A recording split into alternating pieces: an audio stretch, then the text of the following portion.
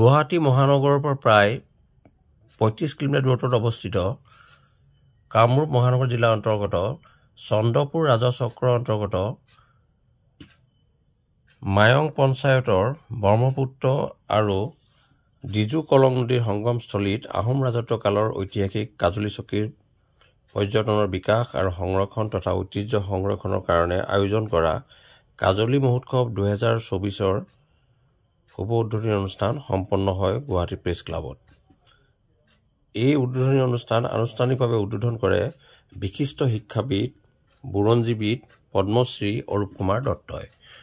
অসম বুৰঞ্জীত কাজলী চকীৰ গুৰুত্ব ঐতিহাসিক শৰাইঘাটৰ যুদ্ধত মহাবীৰ লাচিত বৰফুকনে গ্ৰহণ কৰা ভূমিকাৰ কথা উল্লেখ কৰি ডক্টৰ দত্তই কাজলী চকীৰ পৰ্যটনৰ সম্ভাৱনীয়তাৰ কথা উল্লেখ কৰে। কাজলী চকীৰ ঐতিহাসিক গুৰুত্বৰ অধিক গৱেষণাৰ প্ৰয়োজনীয়তা আছে বুলি মন্তব্য কৰি ডক্টৰ দত্তই এই ক্ষেত্ৰত অনুসন্ধান কৰিবলৈ আহ্বান জনায়।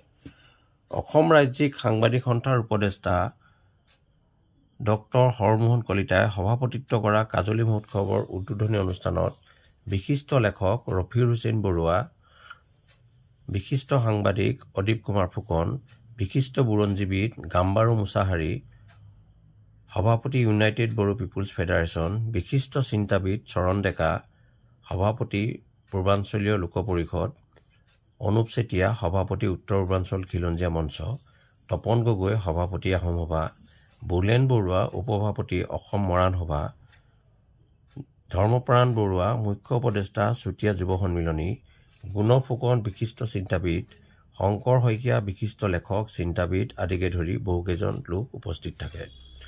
উদ্বোধনী অনুষ্ঠানত বিশিষ্ট শিক্ষাবিদ বুৰঞ্জীবিদ চিন্তাবিদ লেখক ৰফিউল হুছেইন বৰুৱাৰ লিখিত বুৰঞ্জী প্ৰসিদ্ধ কাজলী চকী নামৰ গ্ৰন্থখন উন্মোচন কৰা হয়। গ্ৰন্থখন উন্মোচন কৰে বিশিষ্ট সাংবাদিক চিন্তাবিদ অদীপ কুমাৰ ফুকন আৰু বিশিষ্ট সমাজ সংগঠক চিন্তাবিদ গাম্বাৰু মুছাহাৰীয়ে। উল্লেখ কৰিব পাৰি যে কাজলী মহোৎসৱ উদযাপন সমিতিয়ে আয়োজন কৰা এই উদ্বোধনী অনুষ্ঠানত সহযোগ কৰে indigenous peoples of Mungdun Chunkham Assam north east India, Bir Lachit Sena, সদৌ অসম সাংবাদিক সন্থা, টাই আহোম যুৱ ছাত্ৰ পৰিষদ, জাতীয়তাবাদ পুনৰ নিৰ্মাণ সমিতি অসম, ৰাজধানী টাই আহোম কলা সংস্কৃতি বিকাশ কেন্দ্ৰ, মৌনুং সমাজ গুৱাহাটী, ফ্ৰালং মুং আসাম, গৰিয়া মৰিয়া খিলঞ্জীয়া জনগোষ্ঠী সংগঠন, পূৰ্বাঞ্চলীয় লোক পৰিষদ, চুতীয়া যুৱ ছাত্ৰ পৰিষদ, চুতীয়া যুৱ সন্মিলনী, পয় ফুৰালুং সংঘ অসম, মানৱ অধিকাৰ সংগ্ৰাম সমিতি অসম, অসম মৰাণ সভা, চুতীয়া যুৱ সন্মিলন আদি কেইবাটাও দল সংগঠন আৰু স্থানীয় গণ্যমান্য ব্যক্তিয়ে। Bureau report Patkai TV. কাৰ্যকৰী কৰাহেঁতেন সেইটো আমাৰ অৱস্থা এনেকুৱা নহ'ল। কাজলী চকীৰ গুৰুত্বটো কেতিয়াও তেওঁ শেহতীয়াভাৱে এই কাজলী চকীত গুৰুত্ব দিছিল বা তেওঁ 1,00,000 সৈন্য ক'ৰ পৰা গোটাইছিল আমি বুৰঞ্জী বিচাৰিলে পঢ়ি পাম। নগাসকলৰ পৰা আনিছিল, জয়ন্তীয়াসকলৰ পৰা আনিছিল, খাচীয়াসকলৰ পৰা আনিছিল, বড়োসকলৰ পৰা আনিছিল। এই প্ৰশিক্ষণবিলাক ক'ত হৈছিল? কাজলী চকীত এটা গুৰুত্বপূৰ্ণ ভূমিকা আছে তেওঁৰ দিনত, যে আমি সেই কথাটো পাহৰি গৈছোঁ। তেখেতে আৰু এটা কাম কৰিছিল যে এই যি সনাতন ধৰ্ম প্ৰসাৰৰ বাবে তেখেতে 5,13,000 বিঘা মাটি অসমৰ সত্ৰসমূহক দি গৈছিল। আগবঢ়াইছোঁ, আশা ৰাখিছোঁ এনেদৰে আপোনালোকৰ মৰম চেনে আমি সদায় পাই থাকিম। ধন্যবাদ।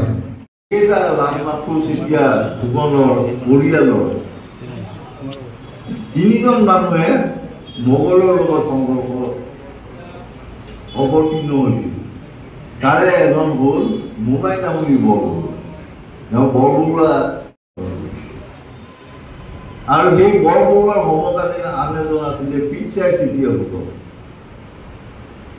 তেওঁ মোগলৰ লগত কেইবাখনো যুদ্ধত অৱতীৰ্ণ হৈছিল।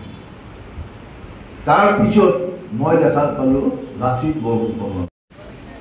লাচিতে যদিও 1671 খ্ৰীষ্টাব্দৰ শৰাইঘাটৰ যুদ্ধ জয়লাভ কৰিছিল, কিন্তু দুৰ্ভাগ্যবশতঃ 1679 খ্ৰীষ্টাব্দত এই ঠাইখণ্ডৰ লাচিতে দখলত গৈছিল। যুদ্ধকৰ্মে হোৱা নাছিল। লালুকোলা বৰফুকনে যিটো ব্লেকমেইল কৰিলে তাৰ ফলস্বৰূপে ব্ৰহ্মদেৱৰ নবাব আজৰ পৰাই এই কামৰূপখন দখল কৰি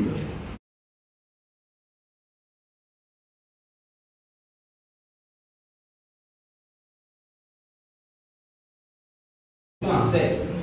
সেই কথাষাৰ মনত পেলাবলৈ আপোনালোকে মাজতে যদি পাৰে ইটাখুলিতো কিবা এটা অনুষ্ঠান এটা কৰা ভাল, নহ'লে সেইটোতো শুনিছোঁ দিয়েই দিছে বোলে, কাৰোবাক দিবই নেকি, DC অফিচ SP অফিচত ভাঙিয়েই দিব গোটেইখন। গতিকে ঐতিহ্যক বিচৰাৰ অৰ্থটো এনেকুৱা কথা নহয় আমি উভতি যাব বিচাৰিছোঁ, সেইটো নহয়। ঐতিহ্যক বিচৰাৰ অৰ্থ হ'ল আমাৰ নিজৰ শিপা আমি বিচাৰিছোঁ। শৰাইঘাটৰ যুদ্ধৰ কূটনৈতিক ডিছকাশ্যনবিলাক কাজলী চকীত হৈছিল। আদম বৰগোহাঁই আৰু লাচিত বৰফুকনৰ মাজত যিটো কূটনৈতিক যুদ্ধৰ ক্ষেত্ৰত যিখিনি কৰিব লাগে সেই কথাখিনি কাজলী চকীত হৈছিল। চতুৰ্থ বিষয়টো হ'ল কাজলী চকী অসমৰ বুৰঞ্জীত কাৰণে আটাইতকৈ গুৰুত্বপূৰ্ণ বিষয় এইটোৱেই যে শৰাইঘাটৰ যুদ্ধৰ আগমুহূৰ্তত শৰাইঘাটৰ যুদ্ধত ঐক্যবদ্ধভাৱে যুঁজাৰ ক্ষেত্ৰত যি চিন্তা চৰ্চা, সেই চিন্তা চৰ্চাতকৈ গুৰুত্বপূৰ্ণ বিষয় হ'ল সেই কাজলী চকীৰ সেই চন্দ্ৰপুৰ, সোণাপুৰ, ক্ষেত্ৰী, মৰিগাঁওলৈকে বিস্তৃত অঞ্চলত 7খন ৰাজ্যৰ ৰজা সেই সময়ত ক্ষুদ্ৰ আছিল। 7খন ৰাজ্যৰ ৰজাসকলক মাতি সকলোকে মাতি তাত এই মিত্ৰ শক্তি আজি ৰাজনৈতিক যুগত হোৱাৰ দৰে তেওঁলোকে মিলি শৰাইঘাটৰ যুদ্ধত কি ধৰণে ঐক্যবদ্ধ যুঁজিব লাগে সেই তাত আলোচনা হৈছিল। সেইখিনি কিন্তু ইতিহাস বৰ ডিমা বৰ দুখ লগা বিষয়। কাৰণ সেইখিনি যদি থাকিলেহেঁতেন শৰাইঘাটৰ যুদ্ধত লাচিত বৰফুকনৰ লগতে সেই বিস্তৃত অঞ্চলৰ জনসাধাৰণ বিভিন্ন জাতি জনগোষ্ঠী এই বিস্তৃত অঞ্চলৰ জনসাধাৰণৰ যে এটা তাত যোগাযোগ আছিল, যুদ্ধ মানে শৰাইঘাটৰ অৰিহণা আছিল, সেই কথা কিন্তু স্পষ্ট হৈ যায়। গতিকে মই ভাবোঁ যে এই ক্ষেত্ৰত যথেষ্ট গৱেষণাৰ প্ৰয়োজন আছে। কাৰণ লাচিত বৰফুকনৰ এই ক্ষেত্ৰত ইতিমধ্যে বহুত আলোচনা হৈছে যে কাজলী গাঁৱটো কি কাৰণে লোৱা হ'ল। কাজলী গাঁও প্ৰকৃত অৰ্থত যুদ্ধ ক্ষেত্ৰৰ অন্যতম দূৰবীণ কাজলী গাঁৱত মই অলপ দিন আগতে গৈ চাই আহিছিলোঁ। মই কথাটো সিদ্ধান্ত ল'বৰ কাৰণে কাজলী গাঁৱত যদি এই পাহাৰটোৰ কিনাৰত আগবাঢ়ি গৈ থিয় হয় সেইটো দূৰবীণ হ'ব। ব্ৰহ্মপুত্ৰ শৰাইঘাটতো আগবাঢ়ি গ'লে আগলৈকে আপুনি চকু দি দেখিব পাৰে। গতিকে কিমান দৃষ্টিভংগী তেওঁলোকৰ এই যুদ্ধৰ ৰণকৌশল প্ৰস্তুত কৰিছিলে লাচিত বৰফুকন বা আহোম স্বৰ্গদেউসকলে। এইটো এটা গুৰুত্বপূৰ্ণ বিষয়, যিখিনি মই দীঘলীয়া নকৰোঁ। মই ভাবোঁ যে এইটো গৱেষণাৰ বৰ বহু সময় আছে। কাজলী ঘাটত যদি ভেটা দিয়া নাযায় তেতিয়াহ'লে মোগলখানা গৈ শিলঘাট পাইগৈ, চামুগুৰিত গৈ শিলঘাট পাইগৈ। গতিকে কাজলী ঘাট কিমান ইম্পৰ্টেণ্ট, এফালে কলমৰ ভিতৰলৈ যাব নোৱাৰে, গৈ পেলাই মানে নগাঁও পাৰ হৈ যাব নোৱাৰে, ঠিক একেদৰে ব্ৰহ্মপুত্ৰ যাত্ৰা পাৰ হ'ব নোৱাৰে। গতিকে কাজলী ঘাটৰ সেই মানে গুৰুত্ব যথেষ্ট বেছি। গতিকে মই যে এই গোটেই দৃষ্টিভংগী আগত ৰাখি কাজলী ঘাটৰ কাজলী মহোৎসৱ, মই ক'লোঁ যে অসমৰ মহোৎসৱৰ ভিতৰত অন্যতম মহোৎসৱ হোৱা উচিত কাজলী মহোৎসৱ। ধন্যবাদ। এই 3খন সংগমস্থল বুলি কৈছে আৰু পুতি থকাৰ কথা কৈছে, উল্লেখ কৰিছে, যিটো হয়তো কিছুমান উদ্ধাৰ কৰিব পৰা যাব বুলি আমি ধাৰণা। আৰু 7 ৰজাৰ তাত বৈঠক হৈছিল, সেই বৈঠকৰ যোগেদিয়ে কেনেকৈ মোগল সেনাক প্ৰতিহত কৰিব পাৰিব এই বিষয়ে অলপ চিন্তাৰ যোগান দিছে। গতিকে তেখেতক ধন্যবাদ দিওঁ, কৃতজ্ঞতা। কিতাপত এখন সৰু পুস্তিকাৰ সমুদ্ৰ পুথি হৈছিলে। কাজলীৰ বিষয়ে লিখিবলৈ গ'লেও কাজলী মহোৎসৱৰ উদ্যোক্তাসকলে বিভিন্ন প্ৰান্তত দি থকা বিবৃতি, তেওঁলোকৰ কাম কাজৰ পৰিৱেশ, কিন্তু হ'লেও এখন দেখা পালোঁ কাজলী মানে মূলতঃ আমাৰ পৰিয়ালৰ বীৰ বীৰাংগনাৰ ইতিহাস।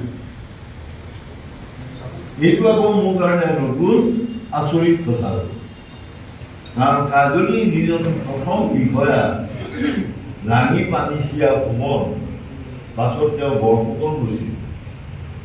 এই লাঙি পানীচিয়া বৰফুকনৰ যত্নতে 1616 চনত ভৰণিৰ পৰা বৰনদীলৈকে এই ঠাইখণ্ড উদ্ধাৰ কৰি দুৰণি ৰজা বলিনাৰায়ণক ধৰ্মনাৰায়ণ নাম দি সেই ৰাজ্যখণ্ডৰ আহোমৰ প্ৰয়োগ কৰে। সেই সময়ৰ যিজন বৰফুকন তেওঁ আমাৰ উপযোগী। পৰৱৰ্তী কালৰ আন এজন অভয়পুৰীয়া নিয়োগ বৰফুকন, তেওঁ দীৰ্ঘকাল মোগলৰ লগত যুদ্ধ কৰিছিল আৰু এই যুদ্ধত অমৰাজুলি বোলা ঠাইডোখৰ মোগলৰ গুলিত তেওঁ শ্বহীদ হৈছিল। আৰু গুৱাহাটী নিশ্চয় আপোনালোকে জানে লাচিত বৰফুকনৰ যি ৰণক্ষেত্ৰ শৰাইঘাটৰ পাৰত মোগল আৰু আহোম সেনাৰ মাজত যি